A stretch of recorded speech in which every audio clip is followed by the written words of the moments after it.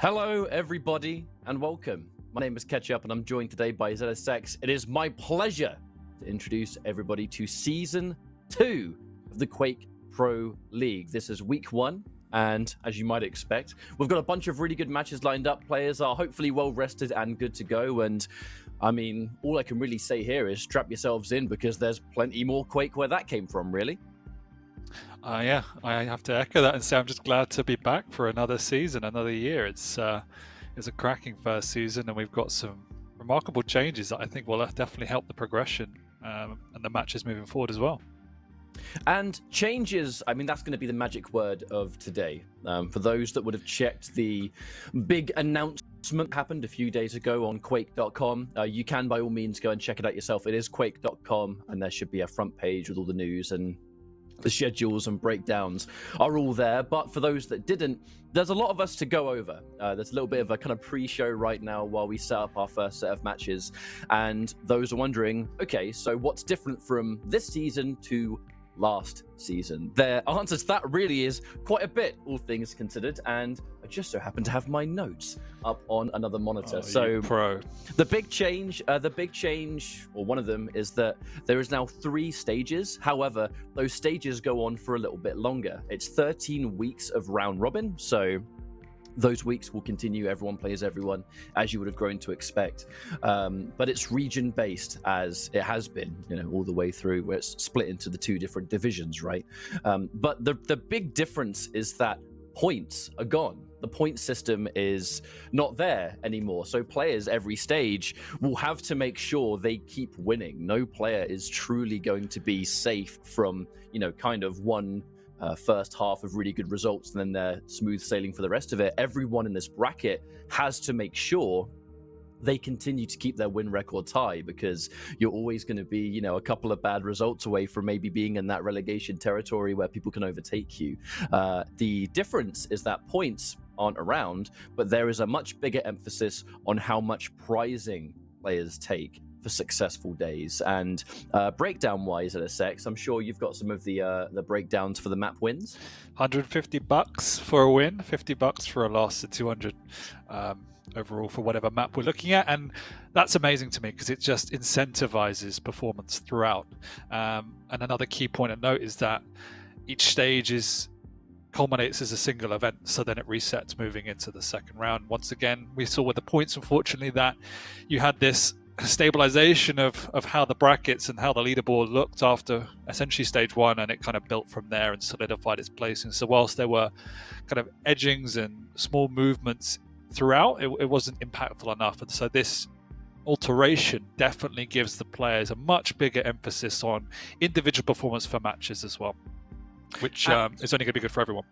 Absolutely, and I completely agree too. When we're talking about prizing, there's a lot of money on the line throughout this entire year period of Quake Pro League. So that's just on a weekly basis, the $150 for first, or the win, I guess. And then the being 50 for if you lose, so there is guaranteed money there. That is on the weekly basis, though. The stage finals, stage 1 and 2 having a prize pot each of $100,000, and then the World Championship at the end of everything having a prize pot of $150,000 means that if you're able to stay in the Pro League and you're playing well, that is not a bad chunk of change for professional Quake players. Yeah, I might have to go back to playing and get knocked out early. Well, on that note, challenges is something that is continuing. We definitely have to mention challenges for those watching the stream and you think, I play Quake a lot, or I would like to start competing, or maybe, you know what, I think I'm good enough to make it into the Pro League. There's nothing stopping you from doing so. You can go to Quake.com for all the information about it, but in terms of how the challenges are going to work, it's kind of similar to how it's always been working. It will span across 9 weeks, and it will be starting on the 26th of September. That's the very first qualifying week, and they will be open bracket tournaments. Players can just enter and get involved and see how far you can take it. If you place high enough throughout the course of challenges, you will have a chance to maybe dethrone or take out some Pro League players and make your way in, as we've grown to see time and time again throughout season 1. And I have seen quite a few players that are going into season 2 There are players that have been kind of really looking at the challenges and they only played for a few challenges, or maybe they didn't really compete at all, that are coming back into the fray. And, I'd love to see it. I'd love to see the return of some players or maybe some new talent. Who knows? That's what challenges is all about. We've got Serial. Sirius is now recommitted to Quake and is a huge potential. The challenges get stronger and stronger every single iteration. I mean, I was fortunate to cast the last qualifying stages, and the caliber is immense. And we saw someone like CNZ storming out of there, and the story arc he had at QuakeCon. So, there are unexpected narratives throughout, and the challenges is just one of those putting forward. I think another really great change for me is the way in which we're looking at running these stage finals as well. That we're moving away now from the regional split and going right out from the bat, the mixed brackets.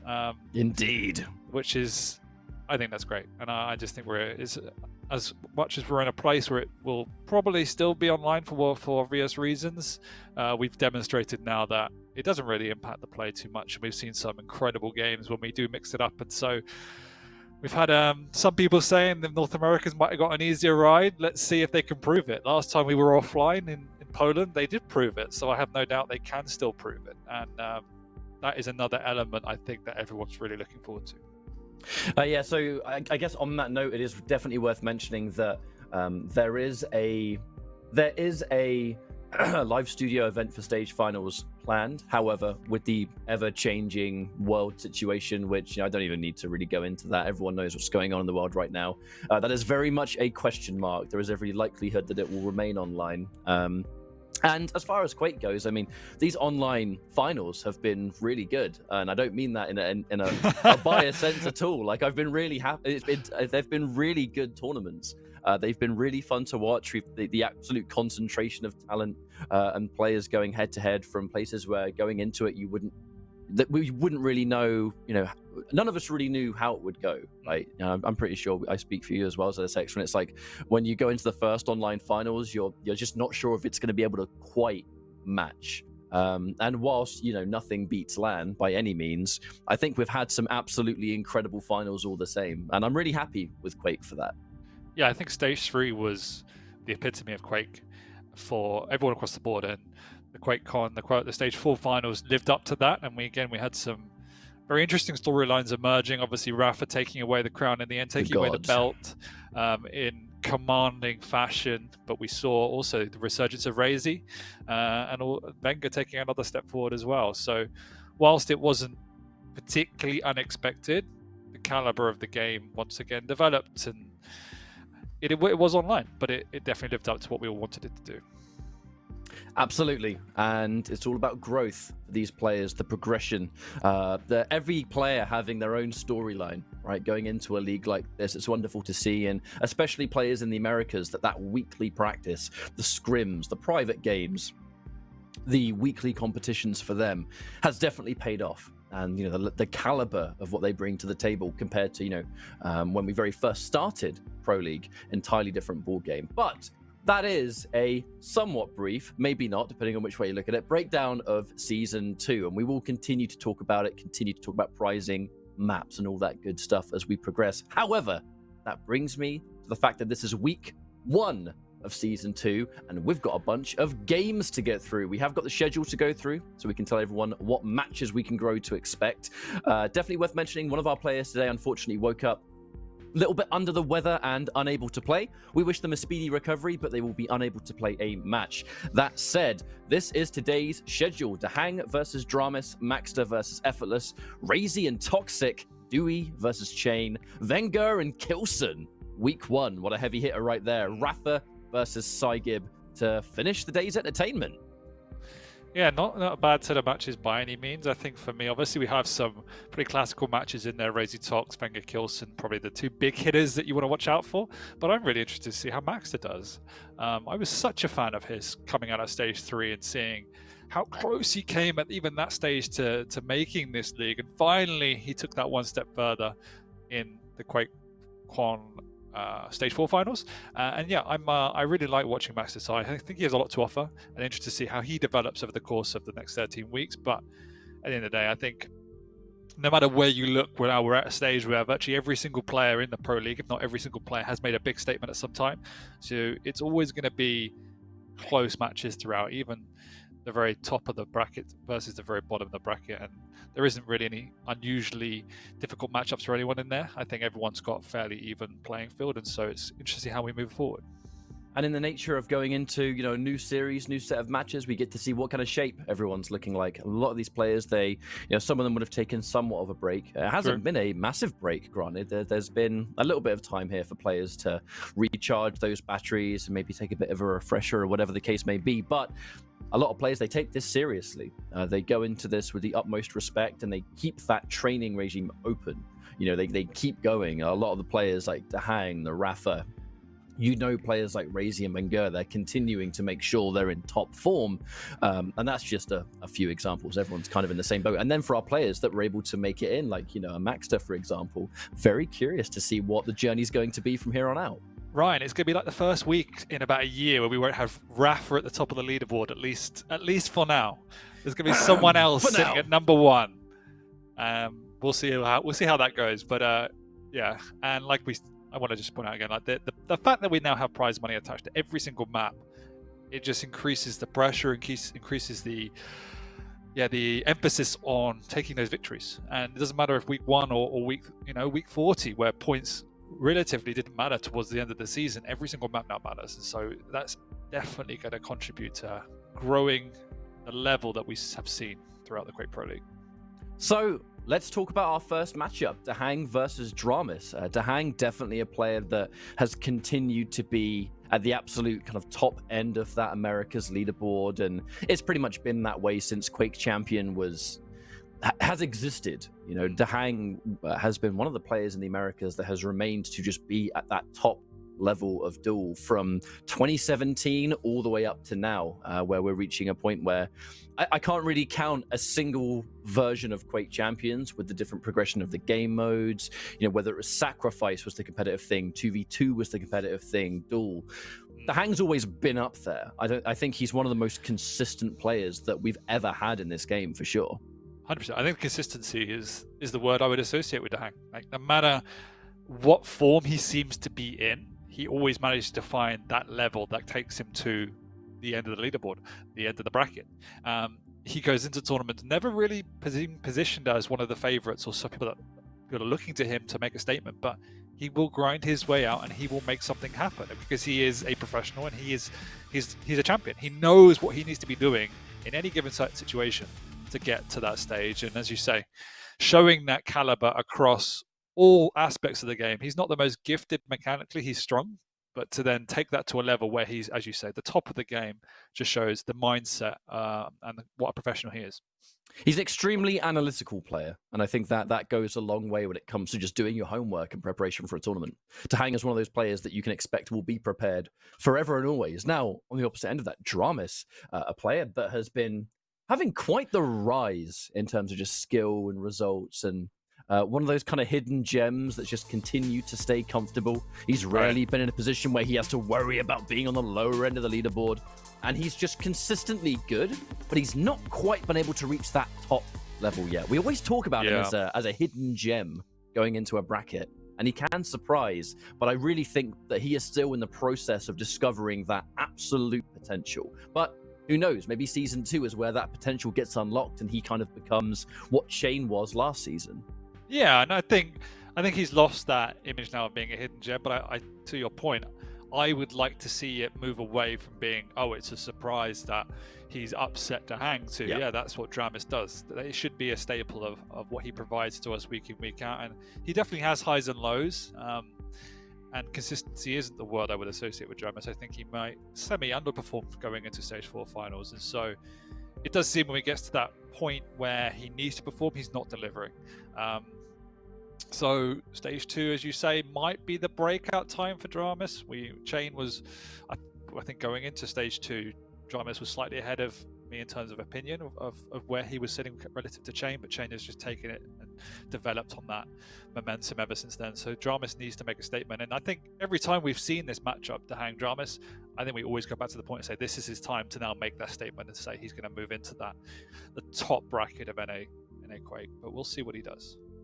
Well, for the first time this season, let's take a look at the picks and bans, and we'll find out what today's journey is going to be for these two players.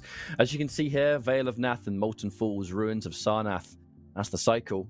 And champion-wise, let's take a look at these matchups. So as we have Veil first, Ison and Ranger, two picks that you would absolutely expect for this one. Those kind of utility-based champions, things that you can drop down, are really useful on Veil. So teleport heavy, being able to lock down certain areas. Molten Falls, the emphasis will be on movement. DaHanG getting the slash pick, though. dramiS historically really likes slash on Molten Falls. Now he's not going to have the choice, but he does have Athena, so that's not too bad. And then Ruins finally, Galena and Visor, two mediums going head-to-head. Heal versus Vision. I mean, these maps, pretty standard, I think. Yeah, we can see dramiS removing those smaller maps, the higher pressure maps, Corrupt to keep an Awoken, recognizing the power of DaHanG and able to lock down those maps. We also have mirror matches throughout. So there's nothing that's the real big thing that stands out to me. No one's got a particularly huge advantage in terms of the picks, and as you said, like they're pretty standard throughout. They each get relatively comfort picks, which will always make for some good Quake. Now, this is normally the part where we talk about predictions and we kind of, dive into that a little bit. But I think it's fair to say that DaHanG is going into this one as the favorite, right? Yeah, I would say so. I mean, he's consistently just been able to put one up on dramiS. I think dramiS has pushed DaHanG to the limit. I would still side with DaHanG for this one. And I would go as far to say that I think most people would do so. But as we've said, the new season, the new set of matches, the new formats, and every single map counting financially for these players going a long way. So we'll see if that's going to be some kind of hidden motivator to go, I might be down, but no, I'm going to go out and push out. I know sometimes there were some players that almost felt a little bit like, there's no option to GG or just immediately forfeit. I think if that was an option last season, we probably would have seen a few players occasionally do that. But now there's the extra money. I think there's going to be that extra little bit of motivation. Money. Everyone does. It makes the world go round. We have got the first map ready to go, though, I believe. So we'll jump into our first map of this season. It's a pleasure to be back. I hope everyone did well during the break, but let's get ready for a year of Quake, shall we? I'm so happy to be back. It's ridiculous.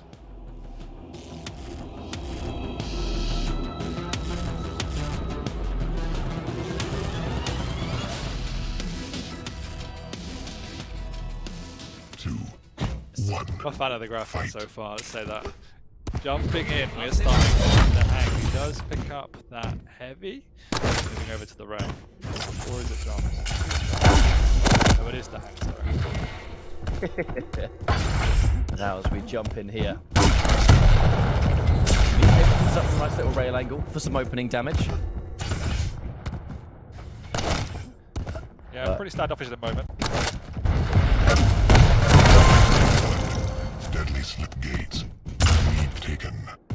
It's a nice use of the orb. But something we didn't speak about in the beginning is the fact that dramiS is one of those players that uses the orb particularly aggressively. So, receiving end of that as he does push in nicely with the lightning gun. dramiS is going to retreat, but DaHanG knows how low he is. He can take particular damage doing so. Takes a bit of tribal, but manages to sneak away with a kill just before major items due to come up.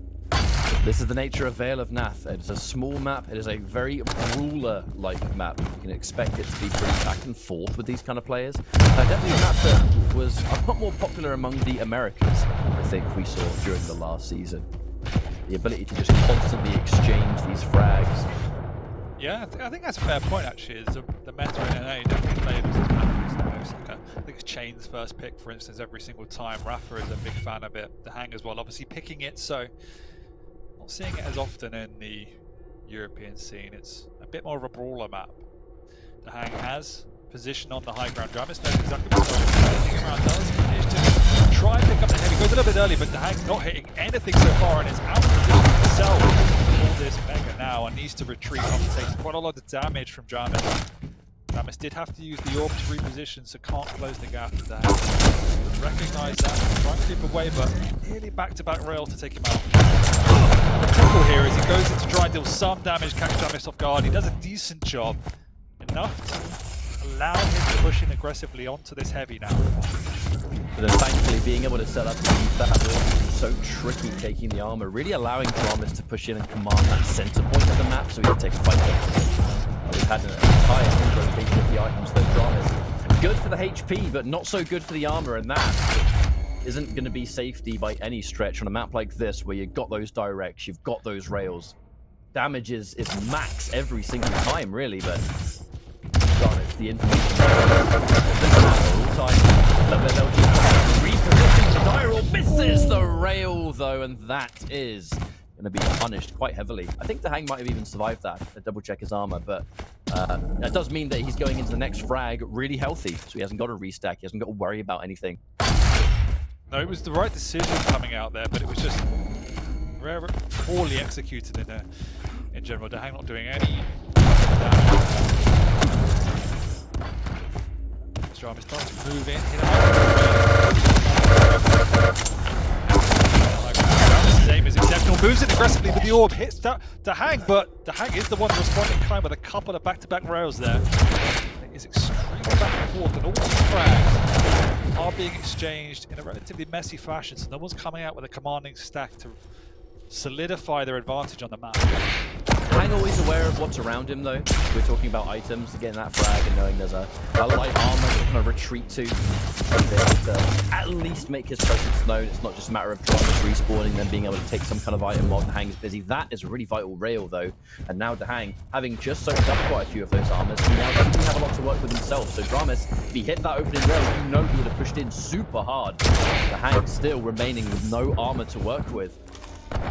Nice. That word armor. It's really important on a map like this when the rockets are insane, the rails coming out from everywhere. No, it's a map where you can keep on top of your opponent, keep chipping away at them, so it is quite rare that people do build up demanding critical stack. Also a reason why heavy champions often here. dramiS though is trying to keep that pressure on. Unfortunate missed rail from DaHanG there. There is a long time before the mega load. There is an ample DaHanG to back off, pick up a light, try and deal some chip damage, but he's not in position to contest. dramiS understands exactly where DaHanG is playing, so retreat now, pick up both the lights. Nice, great first rocket though, yeah? Very low, dramiS will finish him off, but at what cost? Ooh! The fact that DaHanG almost managed to, at the very least, dramiS is still not healthy. He's able to run in and take the heavy. I mean, that really was the best thing you could do in that situation, I feel, because you just can't afford to let that heavy go with DaHanG, who's already about to get the lead again, and then he has all that armor. He was able to somewhat deny that, and it has allowed dramiS to kind of spawn and now look at the stack different, so it's not the end of the world. Plenty of time, too, to get the turnaround of it being just 5 minutes. It was at what cost, because great situation for DaHanG.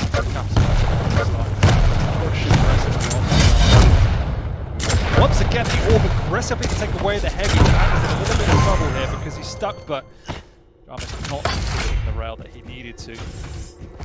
I mean, that last exchange before that frag that happened there, DaHanG being so far down, but his rockets being so incredible that he was able to somehow still create this opportunity for himself to not lose too hard in a fight where dramiS had complete and utter advantage.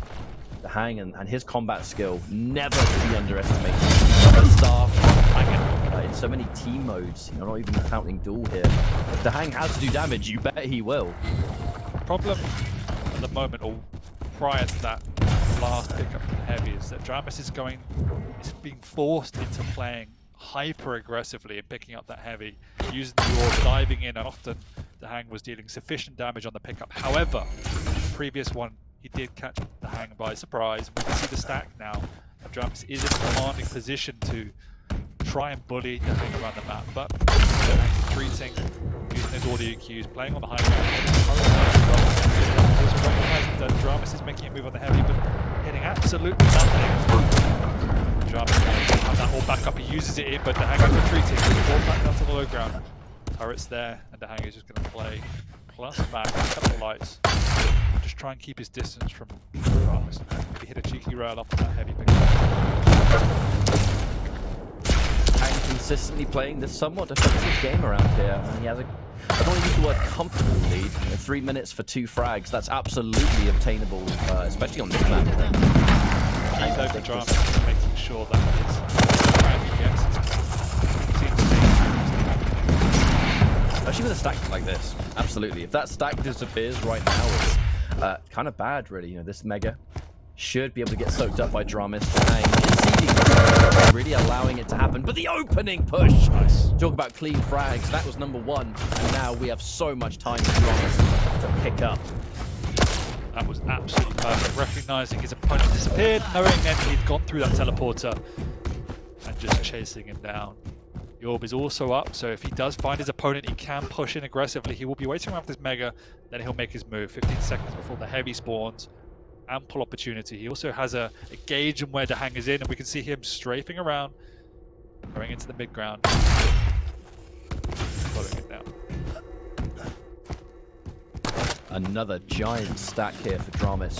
Working on a really nice amount of momentum. Ooh. Rail there. Yeah, he's looking for some of those hidden little angles right now. Less than 2 minutes on the clock. dramiS.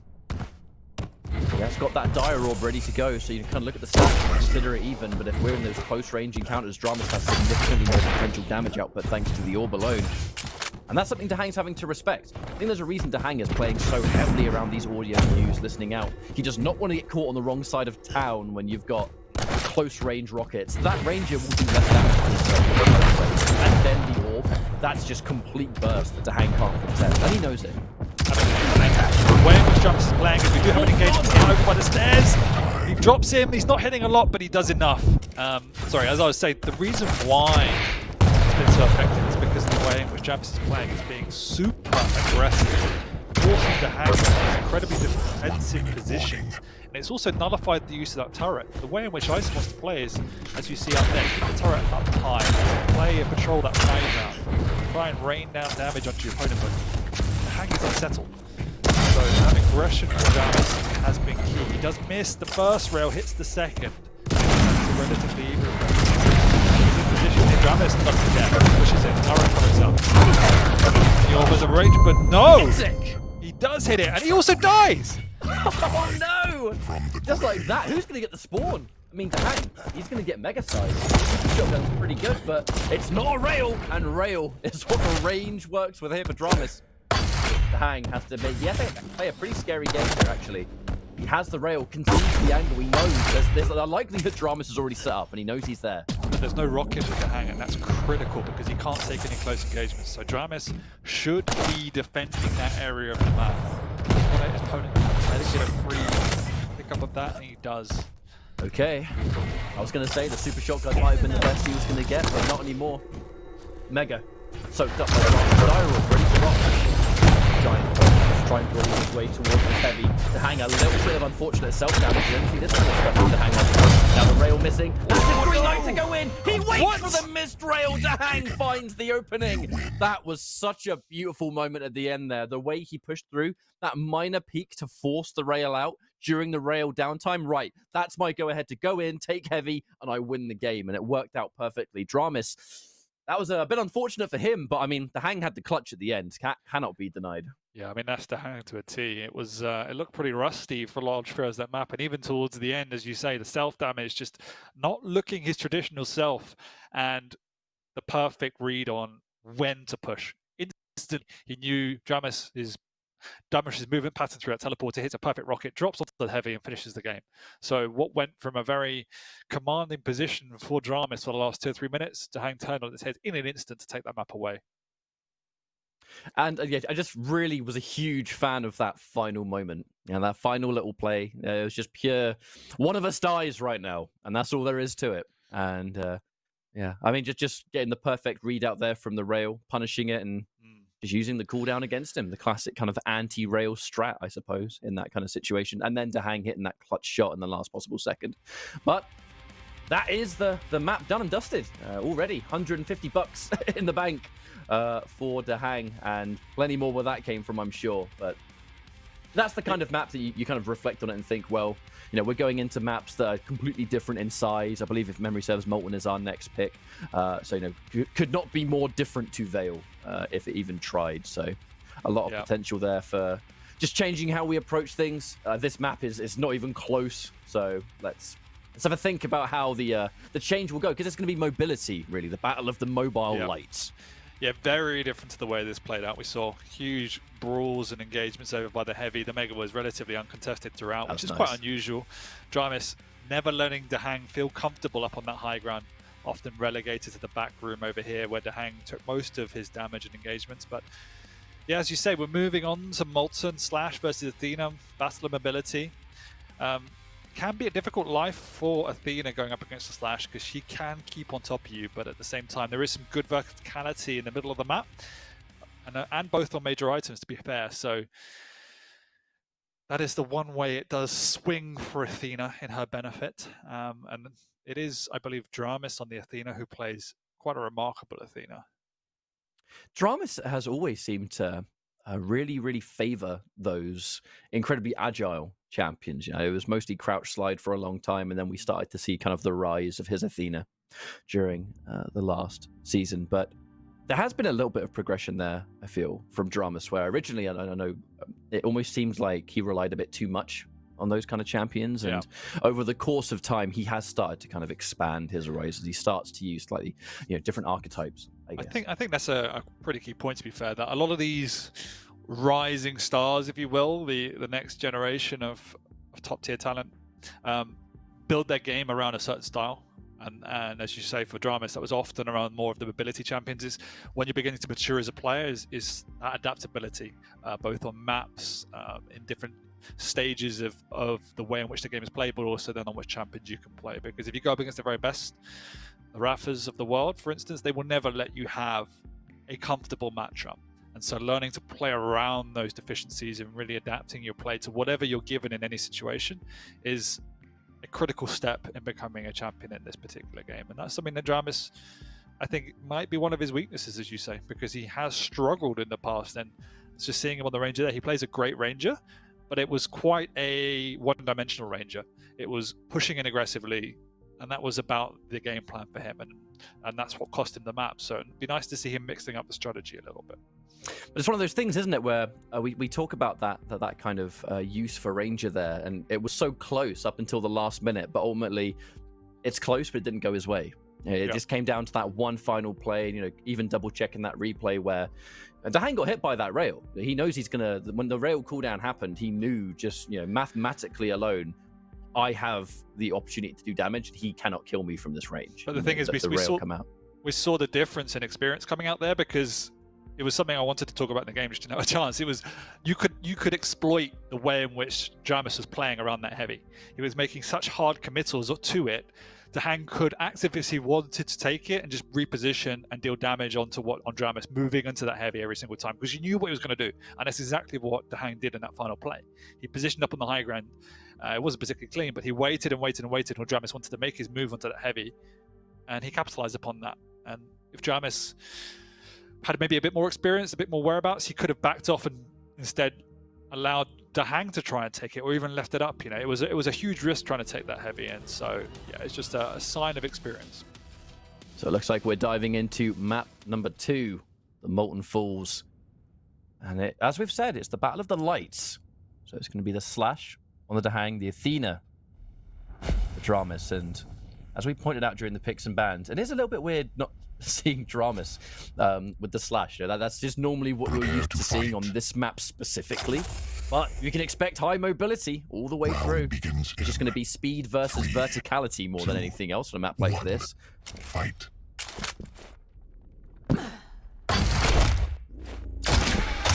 It looks like almost instantly there's a little bit of a divide between the two main riders. These two champions specifically, I actually think that's enough for them to work. We have that big burst of momentum here from the Slash. So dramiS, a little bit better on the armor front, but as we have just started, there should be plenty of opportunities to get that back up, but it should be just about to spawn as we've started off. DaHanG looking at the clock thinking, it should be back soon, come on, hurry up. No rocket though, which is why we see him playing a little bit passive. Although he does pick it up now. No rocket. Using that speed to scoop around the mid ground, but dramiS position is extremely well up on the high ground. That's what he's going to have to do. Use the verticality with the grapple coming out from Athena, because he won't be able to take any engagement with Slash and her speed. He'll want to play around that. Use the rail effectively. That's always going to be key, even as hard as Slash is to hit.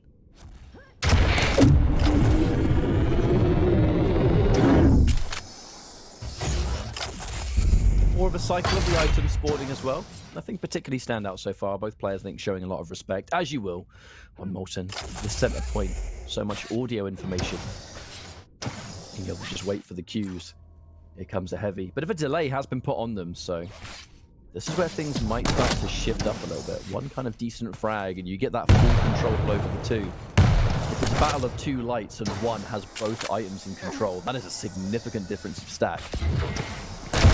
Absolutely. You can see the respect coming out from DaHanG here, just playing the range game. First rail on the light trap is always key. Forced to plot the plasma trail just to retreat. If he's also not up yet, as DaHanG needs to run away. dramiS has a lockdown on both major items. Thankfully, DaHanG has got the mobility to kind of get in and out of harm's way, but as we just saw, he did take a rail on the exit, and we just talked about the difference of stack with players. One player controlling both of them. Look at dramiS versus DaHanG. There's such a difference.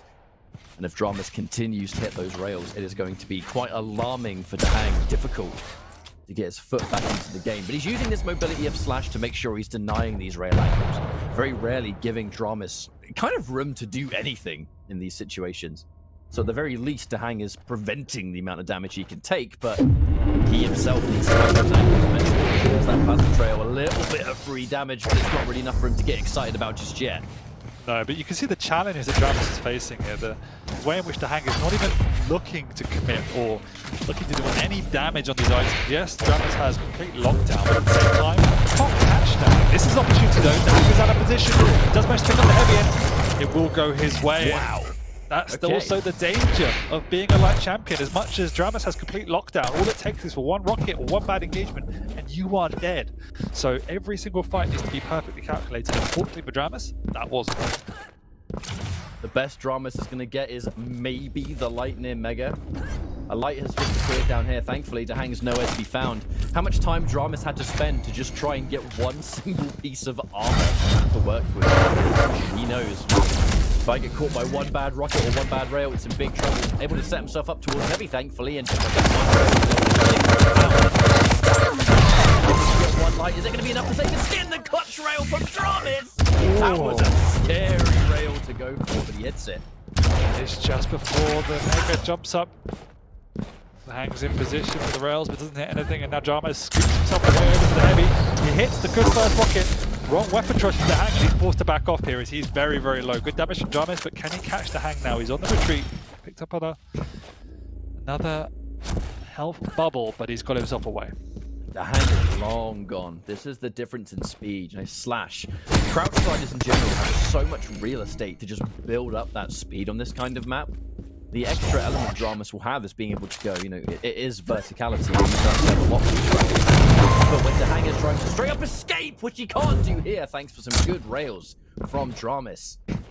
Does allow Slash to escape quite a lot, but having said that, dramiS is able to take away this lead. But an explosive match so far. Ooh, he temporarily lost track of where DaHanG was, but that one rocket has put DaHanG weak again. A situation that he does not want to deal with. That one light. Good to keep him healthy. Oh, thank you very much for the grappling hook right there. Close. But these engagements very strategical at the moment, both putting and probing. No one wanted to make a full commit. As I say that, dramiS is moving in. He's got his prey trapped in the corner. Good first rocket and a follow-up rail as well from dramiS as he takes another frag in the lead, and he's also got plenty of time to do some damage just before this mega pickup. Great use of the grappling hook, and DaHanG actually managed to kill himself. dramiS is healthy.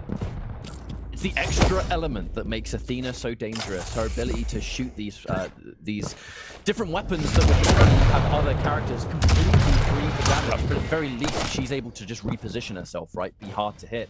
That rail up close into a grappling hook to completely throw off where DaHanG's going to try and aim is really what saved his skin in that situation.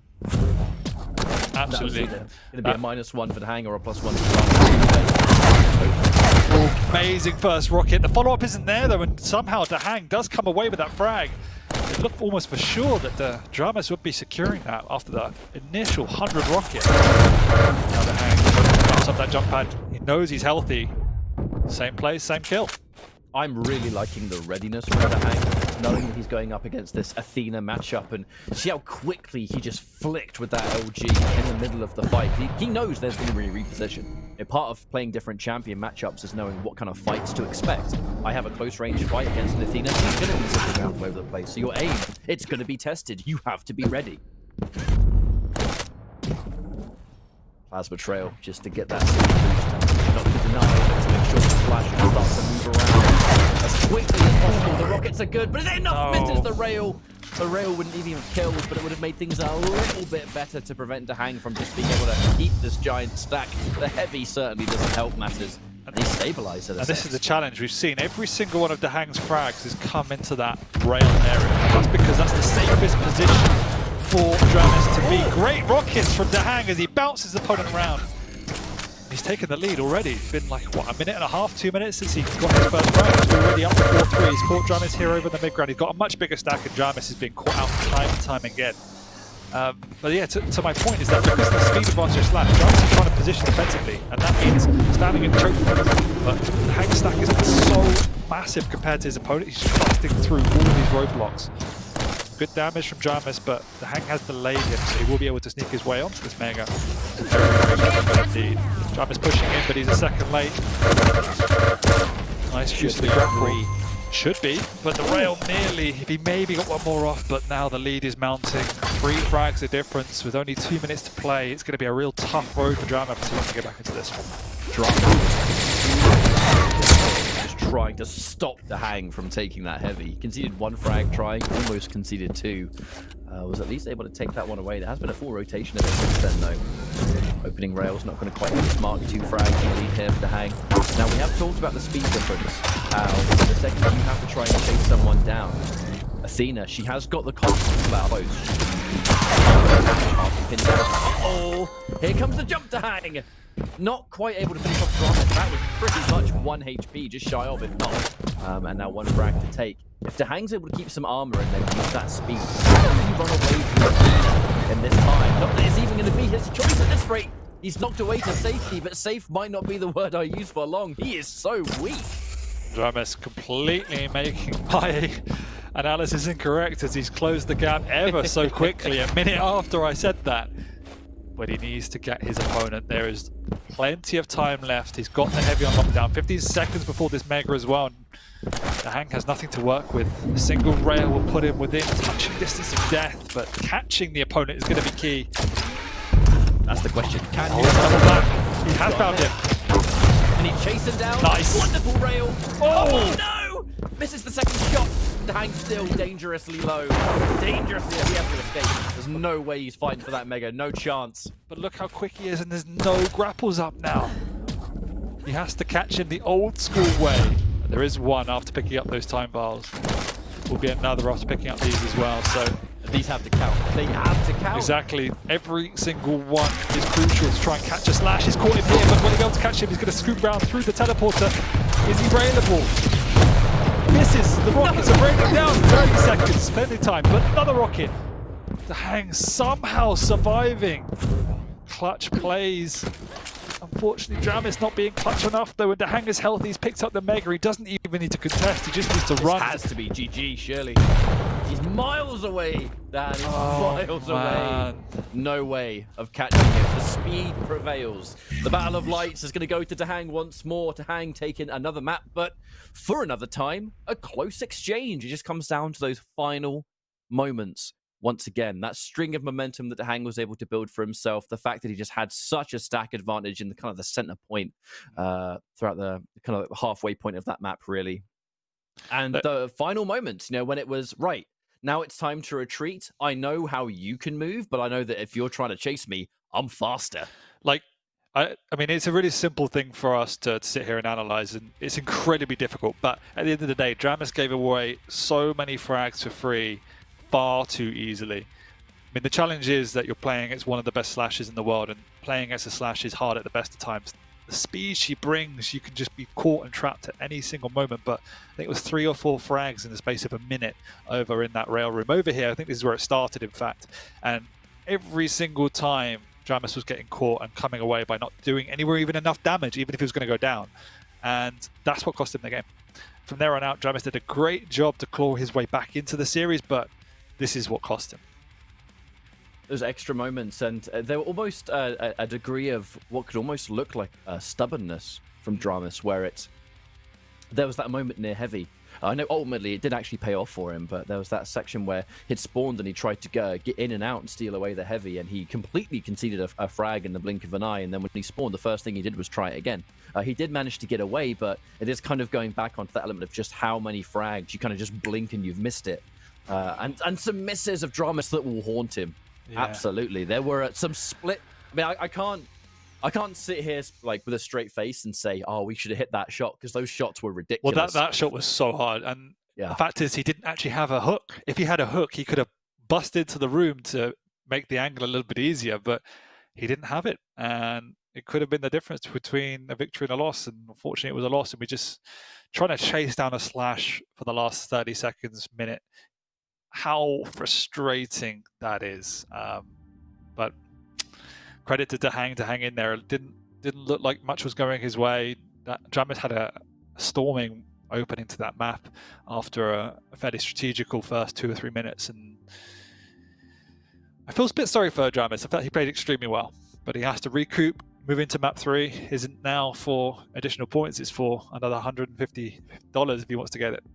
Yeah, I mean, on a less serious note, I guess part of me understanding that dramiS himself is an incredibly good Slash player, kind of sitting there thinking, well, fair enough, that is what that feels like, you know, because I'm pretty sure he's done that plenty of times with Slash to other people in either Pro League or matchmaking or whatever it might be. But we're going from one open large map to another, Ruins, and if memory serves, Galena versus the Visor being the matchup. So the Battle of Mediums this time round. Battle of Medium, neither one benefiting from any particular movement capabilities. It's all about that combat. Visor slightly favored for me on this map just because how expansive it is. There's quite a few time vials around that are accessible, and that piercing sight you can keep to a relatively high uptime. I'm such a big fan of Visor anyway, but again, Galena always has amazing utility no matter what matchup. Those totems are a menace. A map like Ruins, you can build up that overstack relatively quickly as well. So we'll I think DaHanG will try and get a good lockdown on both items, probably favor the heavy somewhat. That area down there is quite nice for the totems to try and secure and build out your fortress. And if I was dramiS, definitely playing around the high ground, trying to use the rail a little bit more. That's for me when dramiS plays his best game, is when he's maximizing his rail. I think it can be strong. We've seen some good use of it, but this is a match where he needs to be abusing that with the piercing side. I can see this being, as you quite rightly pointed out, the importance of hitting those rails initially. You know, Visor, he's got the extra vision, but he's not a champion that has hidden damage just locked in somewhere like an orb or some kind of, you know, immediate source of damage output that lies within an ability. So if we have those exchanges and DaHanG's got a totem, you know, that instant health that you can drop in the middle of a fight, that can be such a deceiving little trump card, I think. One that if Visor hasn't done that opening damage will be quite annoying. Quite the pain in the backside if they both have to fight with even stack. But looks like the warm-up's coming to a close. This final map between DaHanG and dramiS is DaHanG going to start on a 3-0, whereas dramiS going to get a map win in the books already. Yeah, it would be DaHanG as our number 1 in the leaderboard, who is number 1 on our leaderboard for now. Piercing sight off the spawn as well. DaHanG, we've got solo well, yeah, he knows if he catches his opponent with the teleport. A lovely double back here as he catches dramiS off guard. It should be our first frag as dramiS is low. Nice play from DaHanG, a great read. He's also found his opponent off spawn, manages to sneak away. But even risking picking up that mega help. So just put himself up a rail. Get LG as well. So dramiS finally has all of the weapons he could ever need, really. These kind of situations. Might take that SSG for good measure. Nah, not important. Doesn't want it yet. Decides to pick up the light before he picks up the vials. And already we can see here, he only used it like 15 seconds ago. He's got the piercing sight back up, using it there. Knows where his opponent is. Mega's not up just yet. DaHanG is a little bit early, but the rockets are not good from dramiS. Instead, he comes out very worse for wear. Won't even be able to make a move onto this heavy. In a bit of trouble. The question is, how do you stabilize? He's only just picked up the light that was nearby. This extra light is pretty obvious. easy rail distance. I don't even need to talk about that. It didn't matter. The rocket's coming out towards Mega. And dramaS died in terrible time. Now the not to be able to take this. It's so weak. The rail's good though. Yeah, I mean, the reason why DaHanG's even alive is because he already had the overstack up. So after that engagement, dramiS did a lot of damage. DaHanG actually just fell straight onto a totem and already had his 150 health back. So he would have died. It just shows the power of Galena. Once again, the piercing sight comes out, but to not a lot of effect, just to secure that heavy to try and get out. But he's got no weapons. He's got lightning, which he does have now, but he hasn't got a rocket either. And when you're trying to contest for these points, especially with the Mega that's just about to spawn, not having a rocket launcher can be a bit troublesome, really. This is dangerous if DaHanG drops. There's not much dramiS can do to fight this, but DaHanG decides not to. Instead, maintains his position on the high ground, listens out, tries to get timing onto that heavy. Stacks are even, as they both traded heavy items. Ooh! Missed that. Yeah, a bit of a rare miss, honestly, in that kind of situation. Normally a rail we'd expect to land, but dramiS hasn't really been able to return fire ever to a satisfying degree. So much damage on the table that is just not being seized. That's a good rail. So is that one. Looking for a third. Able to hit the totem, but that's not going to be enough because now the Mega, it just took dramiS far too long to take it. And now DaHanG's able to get both items. This is terrible for dramiS. Yeah, that was an awkward fight from both of them there. Exchanging and missing rails all at once. And it is DaHanG that had better positioning, comes out on top, picks up both major items. Nice rail from dramiS, but he's now low. He's within tickling range of dying. DaHanG makes the wrong option, but does double back through the telly, once again catching dramiS just before he falls. And it is just before the major items, and so this is trouble for dramiS. He's caught off the spawn. He might be able to get away, but not even that fortunate. It's just continuing to be difficult here for dramiS as DaHanG maintains the control, seizes the lead, keeps the dream from dramiS, but he's got nothing, no weapons. No way in hell DaHanG was going to lose that fight. What are you going to do about it? Breathe. And that's it. Keep this rocket over. Another bad situation. He's only got Tri-Bolt. He's only got Tri-Bolt and DaHanG. All right, licking his lips. Let's go in for this easy frag at this rate. And dramiS the best. He has been able, he knows it's going to cost him his life. He knows for sure. Everything's going from bad to worse for poor old dramiS NSX. This is a rough map. I mean, he hasn't really touched a major item in a couple of minutes now, it seems like, because DaHanG has got lockdown on both of them, as we said he would. That's a nice push from dramiS, recognizing DaHanG was slightly out of position through the choke point, pushes in aggressively, and wins himself a nice Mega, but he shouldn't be pushing for this heavy. Just get some timing on it, maybe hit an exit rail. DaHanG is more than prepared for that though, as he slowly retreats through the stairwell back up to the rocket launcher to take position onto this Mega. And this is why I like watching medium versus medium, because it's all about the strategy, it's all about positioning. You haven't got the utility of a speed like a light champion does, and you don't have the brute force of a heavy, so you have to play methodical. You have to keep your positioning on point, and at the moment DaHanG is just light years ahead of the dramiS in that department. Yeah, what has me worried as well is just something we haven't even touched on. We normally talk about this a lot because we see it in action. We're seeing it put into perfect practice now. DaHanG, one of the players that is entirely built on timing these items, and the items themselves, not necessarily just the timing on its own, but when DaHanG secures this lead, when he's locked in, it's so hard to take that control away from him. And then you have to mount your comeback, right? You have to stop this momentum. You have to just stop him cycling around this map, soaking up whatever item he wants. If we check the stats by the end, I have no doubt the amount he's been able to take will be just so significant. And when he doesn't, DaHanG's happy to just sit back and hit those rails. Like right there, instant. I just look at you, bam, rail, done. Whatever you just picked up, okay, tough luck. Now it's gone. dramiS has so much work to do, Dan. So much work. Yeah, but we've already seen that DaHanG has recognized the shift in momentum, has just retreated to play defensively, and Galena excels at that. If you want to engage her, she's often got a totem up her sleeve to restack a little bit. So this is the challenge, and the use of the piercing sight to open opportunities for engagement is key, and we see why positioning is so strong. DaHanG is playing slow, methodical, taking up the choke points, playing that teleporter game, and dramiS doesn't have the utility to unlock that door just yet. That was a nice opening engaging rail, but already DaHanG has got back up to his fighting stack.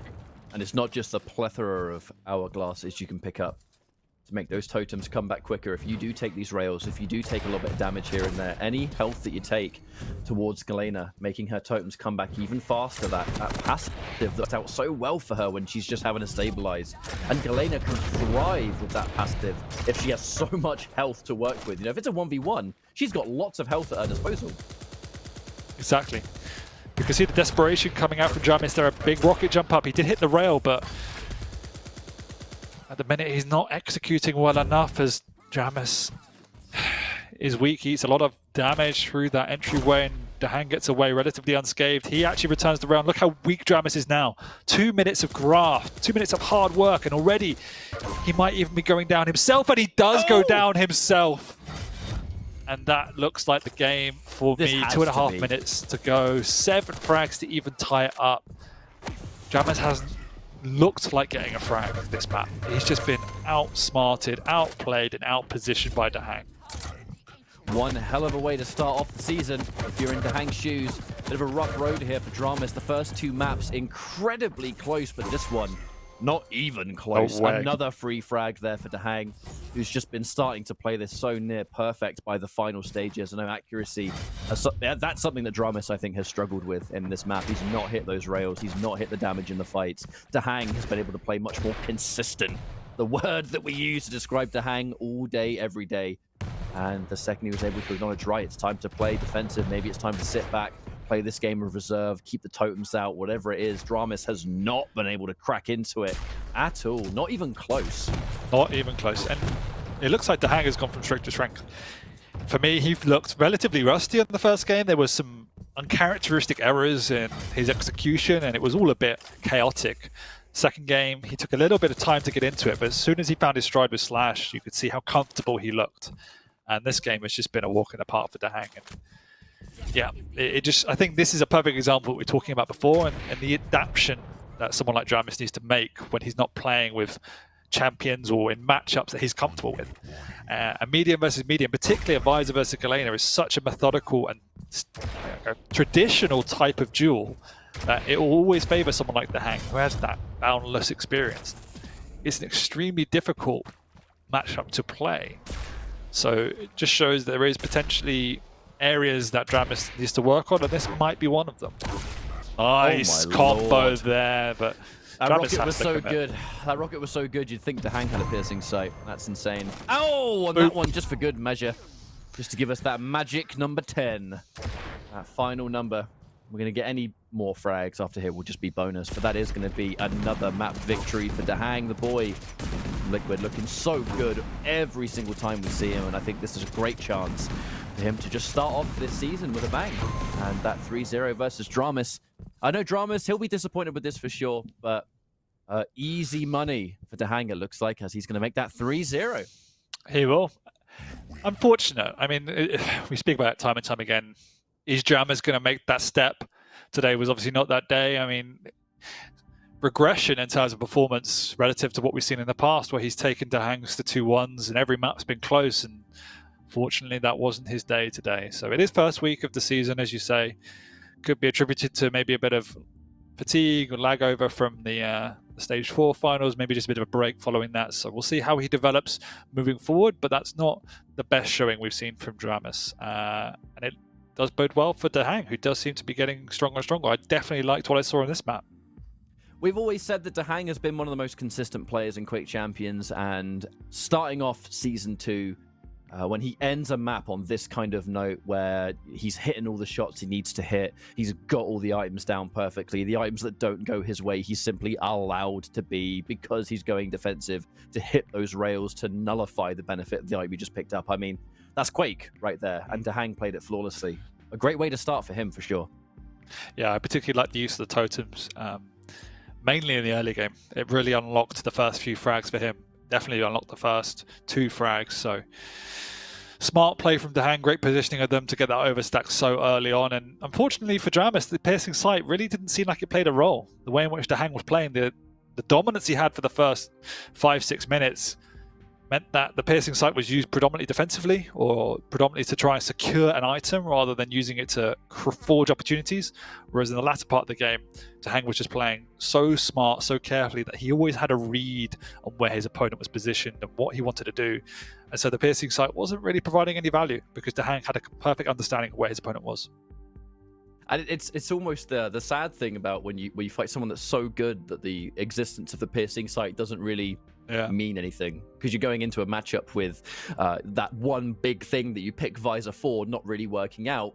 You've just got someone who is working around your ability perfectly, and they have totems to drop down. And it is that battle of mediums where if there is a fight, I can heal, it damages you. There was that moment really early on in the map where dramiS at like 40 HP almost stepped on it, which would have been a really sad way to go. But a great way to start things, I think, but not a particularly surprising result. DaHanG did go into this one as the favorite, and he did a perfect job of showing exactly why. I think it is good for dramiS that he was able to make the first two maps as close as they were, but there's a lot to even though this is just week one, there's already, I think, a lot for him to reflect on and analyze going into future weeks. Those free frags, those moments of being a bit stubborn, perhaps, iron those out, and then dramiS, he can ascend. He just needs to reach that point. He's so close, it feels. Yeah, I mean, people say you learn more from your losses than your victories, so let's see what dramiS takes away from this and how he builds upon that, because it's looking like a very competitive North American setup for this season. So he's going to have to graft if he wants to pull out some victories and win himself some prize money. So let's take a look at DaHanG's stats. Let's see what his journey was. I mean, it was overall, I think we've almost said everything about his performance today that needed to be said. Just taking a look at his items and everything that he was able to hold. A lot of those heavies, I think, belong to ruins, to be honest, with just how many he was able to take over dramiS in that exchange.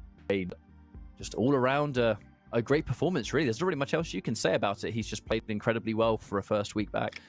Yeah, I mean, the stats are pretty low in all things considered compared to most other players at this level, and it just shows the way in which he plays the game. He isn't aim reliant. Aim is a tool in his arsenal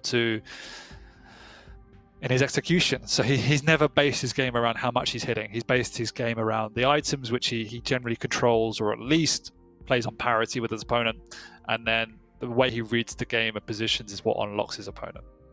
Absolutely. I mean, let's just look at the three maps. How the first map ended in that final moment of clutch where DaHanG kind of almost out-experienced dramiS in that final moment where he got the rail out, he pushed in, and he just knew that he had the damage. There was no way dramiS was able to actually take that final frag if he, hit those shots he needed to hit, which he did. The second map was just that tiny little section of just punishing the hastiness from dramiS, where dramiS would push in and just get taken out, and there's like 3 or so frags that completely escaped him in a tiny space of time. And then the final map was just perfect DaHanG representation. I guess that is how DaHanG is able to really bring it to the table. But any final notes from you before we go to our next matchup? No, I think it played out as we thought it would. I was a little bit disappointed with what we saw from dramiS today, but DaHanG, as you rightly said, showed his experience and looks good for him. I would definitely agree with that. So, I mean, believe it or not, that's our first series already done for season 2. So we have our next matchup. Incorrect. Maxter versus Ephesus is the next matchup. Sorry, I was looking at the wrong schedule. My bad. We're going to go set things up, go for our next matchup. Thanks for joining us so far. This is Quake Pro League Season 2, Week 1. See you in a bit.